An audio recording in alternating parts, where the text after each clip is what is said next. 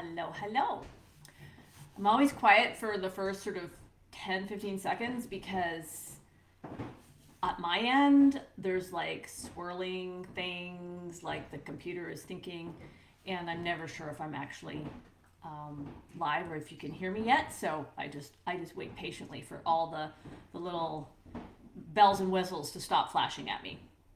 So hello, hello, Elen here. Tuesday, 1 o'clock, doing my weekly live for you that I'm going to be doing for the foreseeable future. Hopping on live every Tuesday to talk about training. Just gonna have a sip of water here.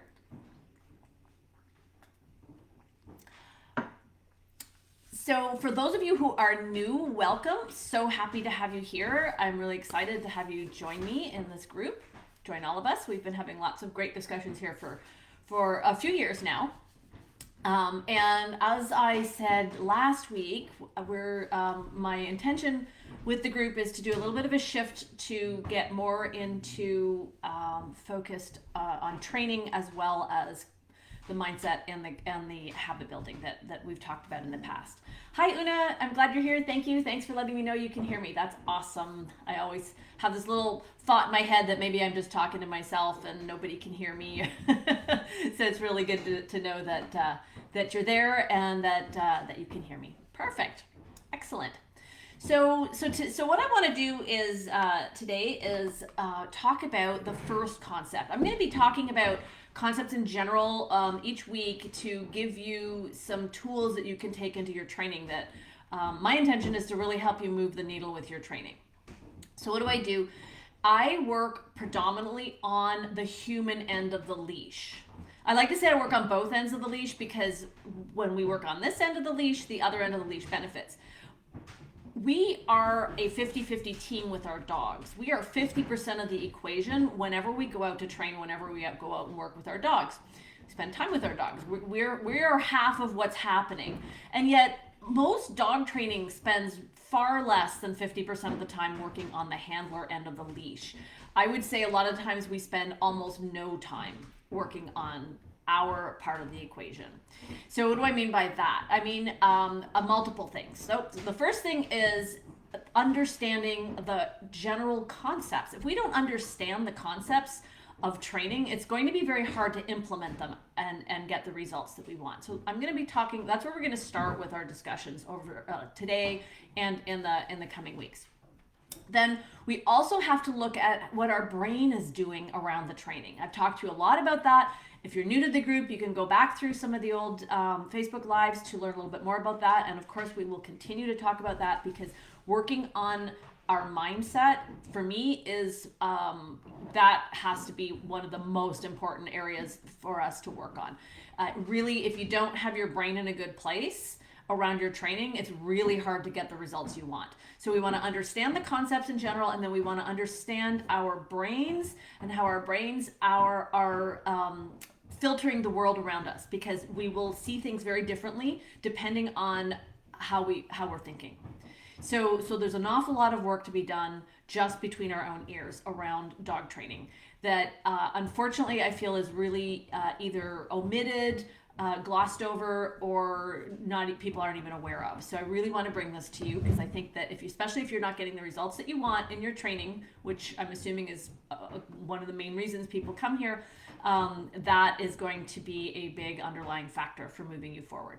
The other aspect of working on the human end of the leash is also understanding our bodies and how we as an organism communicate to our dogs and what they're seeing from us and how we can improve that for clarity. So that's the other aspect. It's not a huge part of my expertise. I'm a little bit more about this part.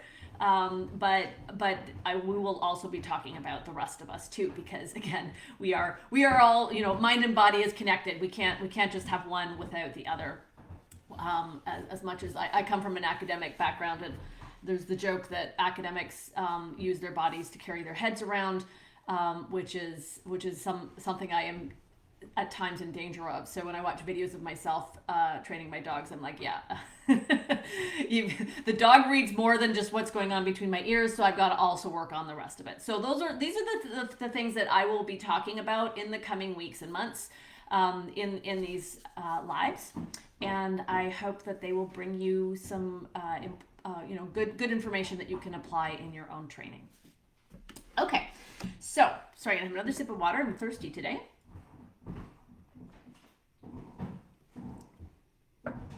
Today, what I want to talk about, I want to start at, I was thinking about where do we get started with all this? I have a list of so many different topics that I'd love to discuss with you, but I want to roll things out in a logical fashion that gives us some foundation groundwork, and then we can build on it. So where do I start from there with that in mind? And I thought, okay, well, what is the number one thing I would like people to understand about training before exploring anything else? So that's what I want to talk about.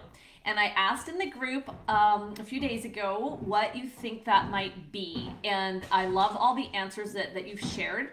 And I'm going to go over them right now to share what's come up. So the number one concept in training that people suggested might be the case, train the dog in front of you. The importance of optimal arousal. We're going to talk a lot about arousal in coming weeks. The concept of matching law. Matching law is that when you have a behavior, let's say you practice the behavior 10 times. If you want to change the behavior, you have to practice the new behavior 10 times to get back to 0 before you can start making the new behavior a habit. So it's sort of about building behavior habits. So there's this concept of, like, let's say your dog rehearses something 100 times that you don't like them to do, like run to the door and bark 100 times at visitors, and you want to have them stop barking 100. You have to then have a new behavior that stops them from barking 100 times before you're at neutral, and then from there you build. Okay, so that's the concept of matching law, and the clear criteria, the importance of clear criteria. The concept that the dog is the one who chooses the reinforcement, or what's reinforcing or what's punishing, not us. That the dog will know that training is fun. Consistency. So I'm reading my notes here. Impeccable timing. Flexibility in training. Listening to your dog. Patience. And the ABCs of training. So I'm going to say that you're all right. All of these things are very, very important fundamental components to training, to concepts to understand when you're training your dog. However, all of these things fit under the umbrella of the one concept that I'm going to share with you today. And so what is that concept?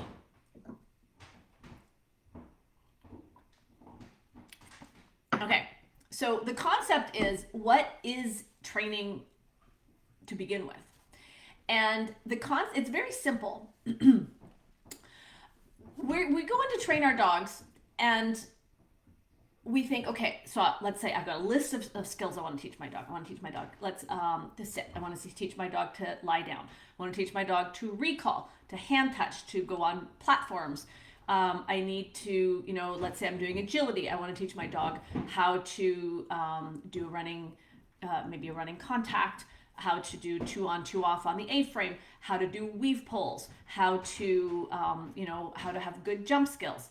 And then maybe you're doing obedience, so you want to do healing. Maybe you're doing nose work, so they need to do, understand scent discrimination and how to alert on the find. And maybe you do herding, and so you need a dog to understand how to do square flanks and how to gather sheep and how to bring them back to you. So there's like this huge, depending on what your goals are with your training. You're going to have a huge long list of skills, right? And that can feel really overwhelming at times. So consider this. Your dog actually already knows how to do all of these skills. Okay? Your dog knows how to sit. Your dog knows how to lie down. Your dog knows how to weave through things. Your dog knows how to run over something and stop. Your dog knows how to run over something and keep going. Your dog sure as heck knows how to discriminate scents. Your dog knows if your dog is bred for herding or has any type of herding instinct. Your dog will know how to gather or move livestock. Your dog will know how to run to you. Your dog already knows all of these things, right? Our dogs know all of these things. There's almost nothing that we teach a dog that they don't instinctively know how to do. Okay? Training is actually not about teaching the skills. We think it is, and that's where our focus is, but it's not. What is training? Training is spoiler alert, there's Holly. She's like, wait, you left me in a crate. I'll leave you hanging. Okay. Hopefully she'll settle and I'll finish what I was about to say. Training is building a communication system with your dog so that the dog knows to do the behaviors they already can do when we ask for them. That's all training is. So that's all. It's huge, right? Because we don't speak the same language. We don't even operate the same way. We are verbal beings. They are physical beings. We go through life through sound and hearing. They move through the world largely with their noses and also with sight. I mean, of course, they hear very clearly too, but in terms of communication. So we are trying to communicate with a living being who has all sorts of amazing skills and understanding of the world and sees things differently and perceives things differently and reads things differently and communicates differently. And we're trying to build a communication system. My dog knows how to sit. What I need is for my dog to understand that when I say the word sit, when they hear that sound with that little sharp t at the end, sit, that sound translates to the need for them to put their butt on the ground if they want to be given the reinforcer that I have for them. Okay? That's all training is. To be able to communicate to them that the cue that we give is connected to the behavior that they already know how to do, but we're asking for it. And that if they do that behavior, we will give them the thing that they want, whatever that might be. Maybe it's a toy, maybe it's food, maybe it's access to sheep, maybe it's the ability to go, start their work, run agility, follow a trail, a scent, whatever they're doing, whatever they want in the moment. We give them a cue to tell them that, okay, do this behavior, and then you get your reinforcer.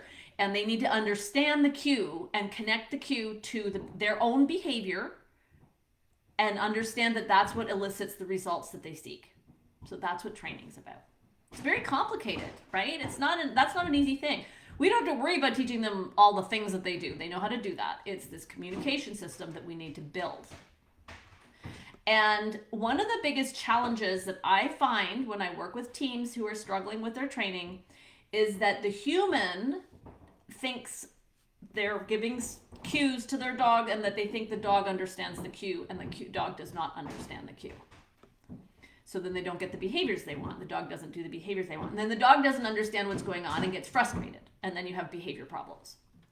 So the communication system breaks down and we don't. And that's where the vast majority of training challenges are rooted. So we need to understand that the focus of our work is to develop this communication system. And what's really fascinating, I love this. I think this is really exciting. When I was younger, I was passionate about studying languages. I am a native kind of dual French-English speaker. I learned both languages at the same time. Technically, I actually learned French first because we were living in France when I was first becoming verbal. And I learned, when I was like 4, I would translate for my parents because they were native English speakers and we were living in a French country. And so I've always had this fascination for languages. I think maybe that's why I love training so much, because it's this whole wonderful language that we develop with our dogs. And when I was in high school, I studied German. I studied what other languages? Spanish. I've gone and lived in other countries. And then when I was a teenager, I spent a year in Russia, and I had a best friend who was Russian, and she'd had some English training, so she knew how to speak English, and I had some basic, really basic Russian. Her English was better than my Russian, but I lived there for a year, so my Russian got better and better. And then we hung out and we did all these things, and her English got better and better. But what I didn't realize, and there's a reason I'm telling you this story, because I think it's really cool and it applies to all of us here. What I didn't realize, because I was hanging out with this friend, and we were always doing, like 16-year-old girls, we were getting into all sorts of trouble and having all sorts of fun. And we developed this language between us. We developed our own vernacular, right? Our little micro language and I didn't realize this. But what I was doing was I was switching back and forth between Russian and English, and so was she. And we were actually kind of hybridizing words without realizing it. So we ended up having our own communication system that evolved through all the time we spent together. And I didn't realize I was doing this until I remember she came over. My mother was with us, and we were doing something, and she's just like, I can't understand you girls. She's like, you're inventing words, and the words had meaning for us. And so, yeah, nobody else could really fully understand us because we had this hybrid Russian English with made up words, and lots of hand gestures and all the ways that we figured out how to communicate to each other, despite the fact that we'd had our whole lives with our brains formed communicating with very different languages. And Russian is really structured very differently from English. So that was complicated too. So why am I telling you this? Besides the fact that I just thought it was cool. It's because each one of us will develop a communication system with our dog that's going to be slightly different from the communication system I have slightly different communication systems with every one of my dogs. I have kind of a standard one. We're all pretty much on the same page, but each dog and I have our own little tweaks about how we communicate. And you're going to be the same with your dog, how you communicate with your dog. So for example, you might have how you train with your dog, and then you work with a different trainer, or you go to a class or something. You're going to have some communication conflicts that come up, and it's important to be aware of that. We often go through life, humans. It's like, okay, I speak my language, so here I'm speaking English, so I speak English, and so I'm expecting other people to take the same meaning from the sounds that are coming out of my mouth.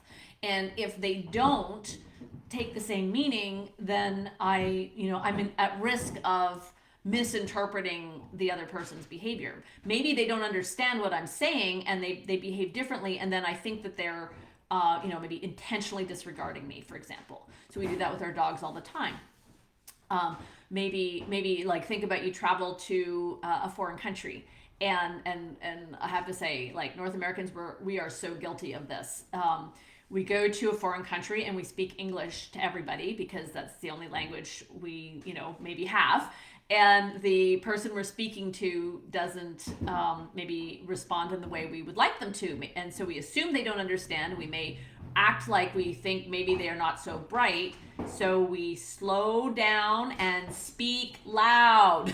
And the person on the receiving end is just like, oh my goodness. And we do that with our dogs.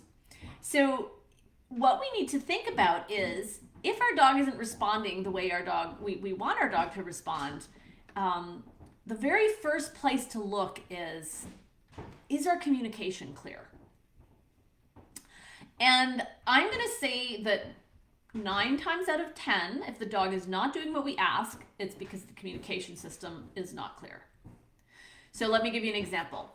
You have a dog who sits when you ask for sit in the kitchen. No problem. Let's say you've got it's dinner time, you've made their dinner, and then you turn to your dog and you say sit, and the dog sits, and you're like, oh, my dog sits so well, and then you go, good dog, and you put your bowl down. I'm giving an extremely simple example here, but this is true across the board. So we say Sit, the dog sits, we put the food down. And then we're outside, maybe go for a walk, and we get to the corner and the dog's on leash, and we have our little treat pouch, and we say, okay, sit, and the dog sits and gets a treat, okay? So then we are in the park, and there's people running around, or people walking around, and other dogs and squirrels and so on and so forth. And our dog is, maybe sniffing around the ground, and we say, sit, and the dog doesn't sit. And then we think, my dog is disregarding me. My dog's not listening to me. My dog's not paying attention. And then we might start going, okay, well, of course not, because there's all these interesting smells, and, there are all these people, and the dog's distracted, or maybe the dog's stressed, or maybe the dog's overly aroused, or, we'll come up with all sorts of reasons why the dog doesn't sit. And those reasons might be correct. Or maybe the dog doesn't actually understand the word sit. Maybe, because dogs think in pictures. So when you're standing next to the counter with a bowl of food and you say sit, maybe you're also, and you can't really see me because I'm sitting down, but maybe you're going like this, sit. You get to the corner when you're walking your dog on leash, and you have a little treat pouch. So here's your treat pouch, and your dog's on leash, and you get to this, come up to the corner, and then you say sit. Okay. So what did I do there? Well, in each case, I brought my arms together like this when I said the word sit. And I'm using that example because that's what I do. And so maybe my dog is not listening at all to the word and is just noticing my hand movement. And maybe my dog is understands that when I make this hand movement while standing next to a counter where there's a bowl of food that my dog can smell very clearly and knows that that's his dinner, that if he puts his butt on the ground, he'll get his dinner. And maybe when we get to the corner of the street and I have a bag of food on me and the dog wants the food, and I make that hand movement and I've stopped and there's a corner, my dog understands that whole picture to mean, okay, if I sit, then I get a cookie. But then we take away some of these cues. So I'm going to call these antecedent arrangements. So we have this antecedent arrangement. When I'm standing in my kitchen, the antecedent arrangement is there's a bowl of food on the counter. So there's a scent. There's a scent factor. The dog can smell the food. There's the counter. That's a physical location. I'm standing next to the counter. So there's the proximity of the human to the food source in the kitchen. And then the human does this movement. And dogs read our movements. Like I could sit here and raise my eyebrow like that, right? And my dog can read that. So if I move my whole arms, both arms, that's like shouting at your dog. So my dog sees me do this big, huge movement in the context of this picture of being in the kitchen with the bowl so they've got scent, they have vision, they have movement. And all of that comes together to cue them. I think it's because I said the word sit. It's not. Okay? So then when I'm in the park and my dog doesn't sit, is my dog actually disregarding me, or is my dog simply has never learned that sound coming out of my mouth is actually the cue? Most of the time that's the case. Most of the time the dog is cueing off something else. They're cueing off our body movement, they're cueing off a scent, they're cueing off, or, and this is even more likely the case, they are cueing off a combination of things. The scent, the movement, the location, the context, the time of day, okay? The number of people in the room, the sounds that are happening around them. All of these things create a picture that our dog is interpreting. If we want them to understand that it's the word sit that is connected to the behavior that they do to get the reinforcers that they want, we have to really separate that out so that they understand that is the common denominator. So sit means sit in the kitchen, means sit at the corner, means sit in the park, means sit at the obedience ring, means sit at the agility trial, means sit in the herding field. And that takes conscious effort on our part. But we think that because we say sit and the dog sits in the kitchen, that the dog understands the word sit. And then we misinterpret why they're not sitting in other contexts, and then we go down the wrong path to try and solve the problem. So here I am in the park and I think my dog maybe has an arousal issue. Or maybe I think I have to be more interesting than grass, right? My dog is sniffing. I said sit. He didn't sit. It's because he finds the world more interesting than me. And so then I go off onto these like, gee, I have to like start jumping around and trying to be more exciting than grass. And then I do create an arousal problem. So understanding how to build a communication system with your dog and how to get very clear on the communication system with your dog so that your dog really understands the cues, which cue is relevant, is fundamental. That is like the baseline that we need to get in place when we train our dogs. It's all about that communication system. And from there, when we have good communication, when the dog understands the cues that we provide, which ones are relevant, how that is connected to the behavior the dog can do in order to earn the reinforcement that they want, which, as I said, that could be anything: food, toys, our praise, our love, sheep, work, really depends on the dog. Then once we have that system in place, that way to communicate, then we can do anything. So that's the overarching concept that I believe we need to understand as we go in and start building the skills that we have. Building the communication system is a skill, but the concept is understanding how fundamental that is, how important it is to have that system in place. And we're going to each build our own vernacular with our dogs. It's going to be a little bit different, and that's the fun of it. That's the magic of it. So I hope that this helps you. I hope this gives you some things to think about.